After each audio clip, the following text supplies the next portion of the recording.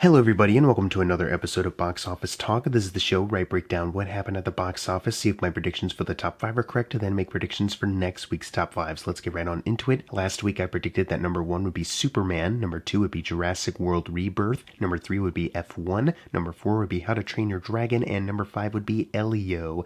And I got 5 out of 5 of my predictions right for this weekend. Easy one, yeah.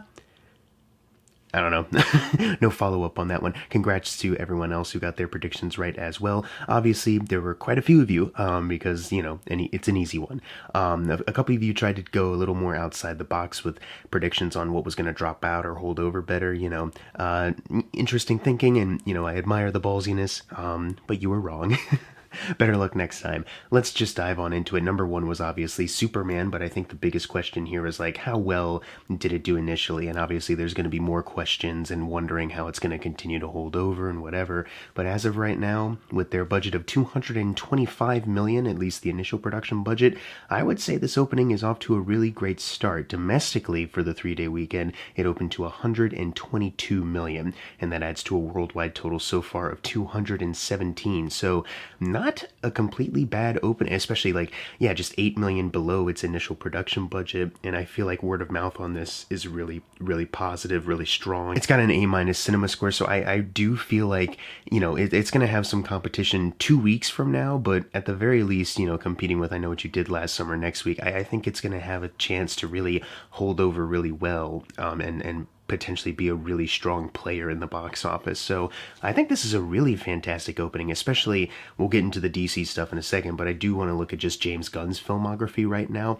As far as his opening weekends, it is $122 million over Super, obviously limited release, $119 million over Slither, $96 million over The Suicide Squad, $28 million over The First Guardians, and $4 million over Volume 3, just squeaking by that one. It is $24 million below Volume 2, but this does make his second highest opening domestic weekend for his career. As far as his domestic runs, it's already outgrossed Super by $122 million, obviously, and it's outgrossed Slither by $115. It's $67 million over The Suicide Squad as well. The next film it needs to outgross is The First Guardians. It needs $211 million to do so. But I think, blasting through these other three, especially the DC project, which opened during, COVID times, and it, who knows how well that would have done if it was a different time, and maybe if it wasn't attached to another movie that, it did really well at that time of 2016, but I think just as far as critical consensus, it didn't really, have strong staying power in that sense, just culturally. And then worldwide for Gunn, it has outgrossed the same movies, Super by $217 million, Slither by $205, and it's $49 million over The Suicide Squad.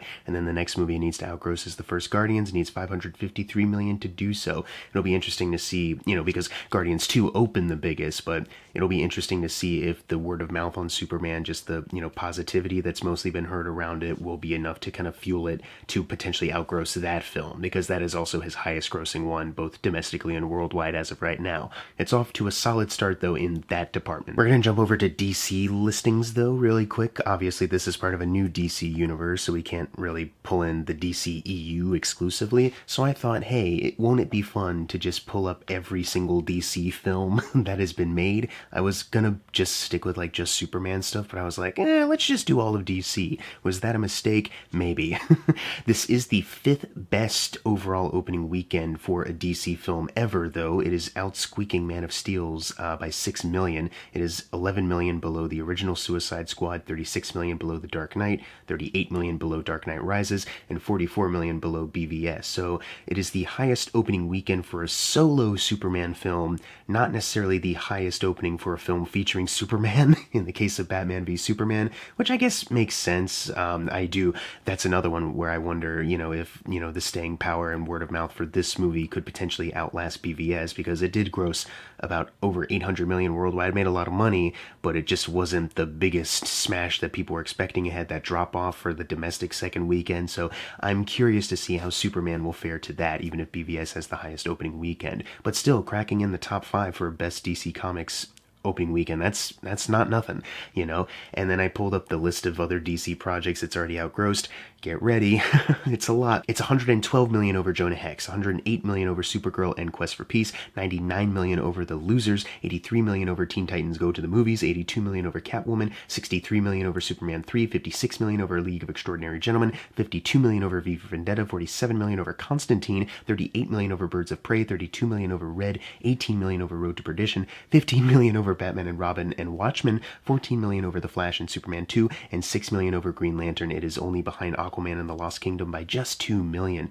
It's just blazing through these, and I know, there have been a lot of DC flops, but I just think that is still a really great sign to point out, especially, we got some old movies there, but we do also have, your newer one with like Aquaman kind of right around the corner, so yeah, you got to throw in Birds of Prey and The Suicide Squad in there, so yeah, I think, blasting through these ones is a really great start, really great sign, and then when you go to the worldwide numbers, it's about the same kind of movies, save for one exception we'll get to at the end of this list. Brace yourselves once again. It has already outgrossed Jonah Hex's worldwide run by 206 million, Supergirl by 203, The Losers by 188 million, Quest for Peace by 181, Teen Titans Go to the Movies 165, Superman 3 137, it's 135 million over Catwoman, V for Vendetta by 87 million, League of Extraordinary Gentlemen 38, Road to Perdition 34, Watchmen 31, Superman 2 27, and Red by 21, and got one more, sorry, Birds of Prey by 12 million. It is behind Green Lantern by 2 million. So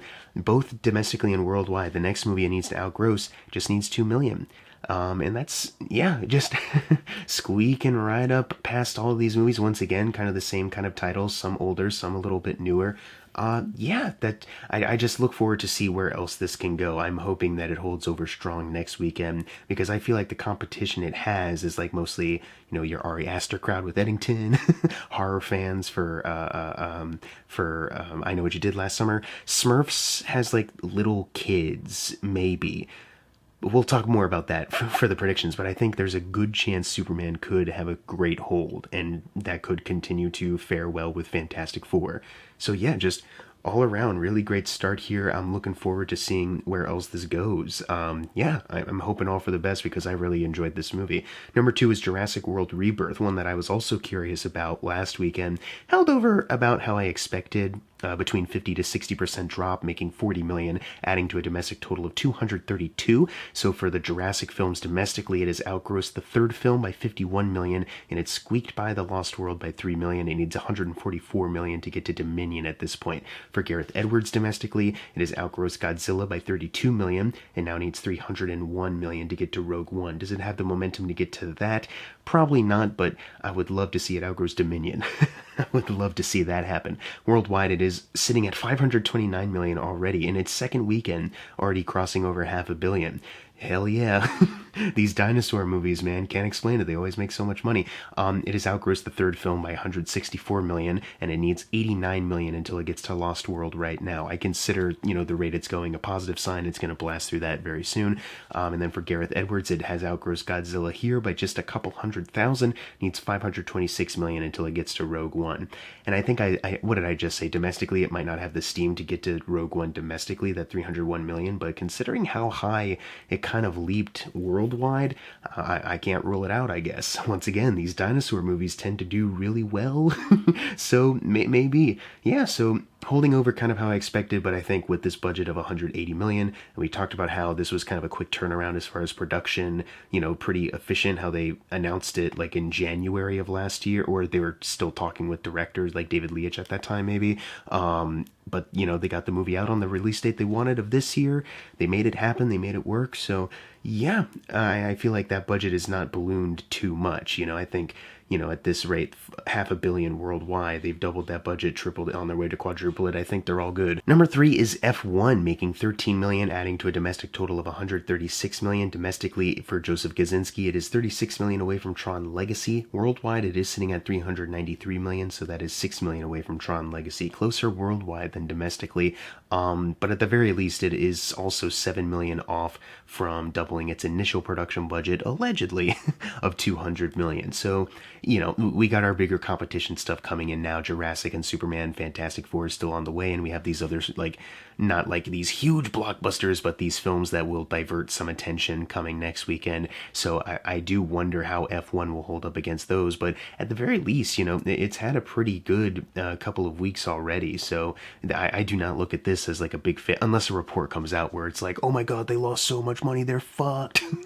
But I just feel like that hasn't really been the vibe surrounding this one. I feel like, they've got a good handle on how they're doing. So, yeah, pretty good all around for that film. Number 4 is How to Train Your Dragon, making $7.8 million, adding to a domestic total of $239 million. Worldwide, it is sitting at $560 million, so it has outgrossed The Hidden World, its worldwide run, by $40 million, and needs $54 million until it gets to 2. But yeah, like domestically last weekend, we already talked about how it outgrossed all the other 3 films, and now we just have the second film for it to beat worldwide, which, yeah, I guess it probably does have that momentum to get that $54 million. It might just barely squeak by to worldwide, but at the very least, people have been going to see this movie. Don't know what else to say. It's doing well. People obviously wanted to see, their favorite movie as a kid be brought to life in live action.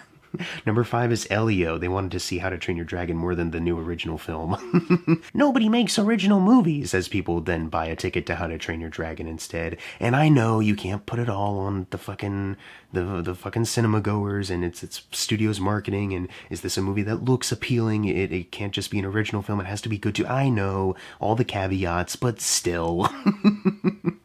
Oh man, we don't need to dive into the specifics of all that. It is still very funny that you'll still get people like saying we don't want sequels. Okay, I won't dive into it. You've heard it all before, and it's too complicated, I guess, at this point, because everyone gets a little mad when you try to say one thing or the other, Anyways, $3.9 million is what it made this weekend, adding to a domestic total of $63 million. It did finally outgross Onward domestically by $2 million, so that's good. It needs $55 million until it gets to Lightyear. Probably not going to happen. Worldwide, it is sitting at $117 million, so it's $3 million shy of outgrossing Soul. Did it get past 100 million last weekend? Honestly, I can't even tell. I can't remember. Oh man, whatever. Yeah, I mean, it's holding on for dear life, this movie, so it's admirable. It's admirable for sure, but it just does not have that kind of strength, that kind of power that Elemental did, That's an interesting case, why that one in particular as well. I'm sure I've asked that before, who knows. But yeah. Frickin' Elio, still sinking. Number 6 is 28 Years Later, making $2.72 million, adding to a domestic total of $65 million. So for Danny Boyle, it's not outgrossed yesterday yet. It needs $8 million to do so. Worldwide, it is sitting at $138 million, so it needs $16 million until yesterday. So yesterday is still the one to beat. I'm hoping that it can slowly but surely make this, maybe more so worldwide instead of domestically, but if it doesn't, whatever. It still had a pretty good run here, doubling its $60 million initial production budget, and already having a second movie in the can, and clearly, critical word of mouth is strong on this one, and I think more people will probably turn out for the second movie at this point. Yeah, I think this is still a win all around. Number 7 is Lilo and Stitch, making $2.70 million, adding to a domestic total of $414. That is $90 million away from the Beauty and the Beast live-action remake at this point. And then worldwide, it is sitting at $994 million, so that places it $31 million away from Alice in Wonderland, but that's not the big story here. The story is that it only needs $6 million more dollars until it gets to $1 billion. And at that point, it's the first 2025 film to do so. Yeah, because Minecraft kind of fell short. It got close, but it didn't get to $1 billion. So this one, yeah, next weekend we could very well be seeing it hit $1 billion. Oh God. At least it's not Minecraft, but I don't know. These are both bad movies. I don't know what to say. Let's just move on. I don't want to think about that. Number 8 is Mission Impossible: The Final Reckoning, making $1.4 million, adding to a domestic total of $194 million. It did not outgross Rogue Nation domestically here. It needs $1 million to do so now. And then worldwide, it is sitting at $584 million, so it needs $104 million to outgross Rogue Nation. Worldwide, probably not going to happen. Domestically, next weekend for sure. It would have outgrossed it at that point. But I think more importantly, they're 16 million shy of getting to 600 million worldwide. I don't know if it will hit that when it leaves the top 10. I also wonder if it'll even be here next weekend. But that would just be cool to see. If not, they had a hell of a run. They outgrossed Dead Reckoning from 2 years ago, so I'm sure they're a little happy about that, and I think they're going to continue to do well when this hits, home video and stuff like that. We always talked about how it probably won't break even theatrically, but, this is going to be the kickoff to that. This is going to be something that's remembered and talked about, and people want to watch it more, so there you go. Especially, I think they announced that the IMAX aspect ratios will be implemented into the Blu-ray release as well, so I think that's gonna drive some sales for sure, honing in on that. People want more of that theatrical experience at home in some way, and this is just one step to that, so hopefully that helps. Number 9 is Mithrigan 2.0. You gotta admire its pluck for, still being here. Making 1.3 million, adding to a domestic total of 22.3 million. That places it 73 million away from the original film. And then worldwide it is only at 36.4, which places it 145 million away from the original film. We talked about how the budget is estimated to be between 15 to 25 million. At this point, now that they have crossed over the 30 point, they might have doubled it. I can't tell though, you know what I mean? Maybe it's the other end of this estimation. It's closer to the 25, in which case they didn't. I think it's easy to say though, overall though, the takeaway is that Jason Blum is disappointed in how this performed. Blumhouse overall is disappointed in how this performed. Audiences are disappointed in the film overall, I think. Closing out the video, number 10, Materialist, making 720,000, adding to a domestic total of 35 million for the domestic runs for A24. It did outgross The Iron Claw by just a couple 100,000. It is 9 million away from Hereditary at this point, but it is the number 7 highest grossing A24 film domestically, as it's about to leave the top 10 here. Worldwide, it is sitting at 49 million, 1 million shy of 50, not too bad. It did outgross Iron Claw and Midsummer here by 3 million. It needs 1 million until The Brutalist and Uncut Gems. So it is exiting the top 10 at number 14 for the A24 worldwide runs. Not too shabby overall, especially on that budget of 20 million. We talked about how it, outgrossed or kind of did on par with Baby Girl already, but yeah, it is very similar. They both had the budget of 20 million from what I recall when I talked about Baby Girl on here. Did I? No, I did. Did I? Oh, fuck. I don't remember.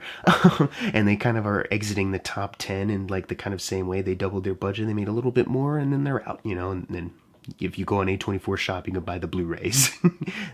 and that's how they'll make their money back, maybe. Now it's time for the fun part, the predictions for next week's top 5. Number 1, I do think will be Superman once again. Number 2, I think will be I Know What You Did Last Summer. Number 3, I think will be Jurassic World Rebirth. Number 4, I think will be Smurfs. I think Jurassic World will hold over better. And I feel like the Smurfs, I know it's for kids and it's marketed for kids, whatever. There's a part of me that wants to think that kids are kind of over it, or they just don't know enough about it, and even they see this and they're like, huh? Or not many kids will be like, I want to see that, especially with something like Superman, you know what I mean? Like I said, Smurfs is kind of just for little kids. At least that's how the marketing is kind of portraying it too. So I don't think it's going to draw that much of a crowd. Maybe I'm crazy here, but I really don't think it's going to do that well. And then number 5, I think slim chance it could be Eddington. This is just the Ari Aster fan in me kind of going maybe this one can draw some people in. It's supposed to be controversial. Maybe some people want to see that. I don't know. I could just be, fanboying here and saying it should be in the top 5. We'll see. Anyways, what are your predictions for next week's top 5? Leave them in the comments below. And as always, thank you guys for watching. Make sure to subscribe. I'm Jackson Fulcher. See you guys next time.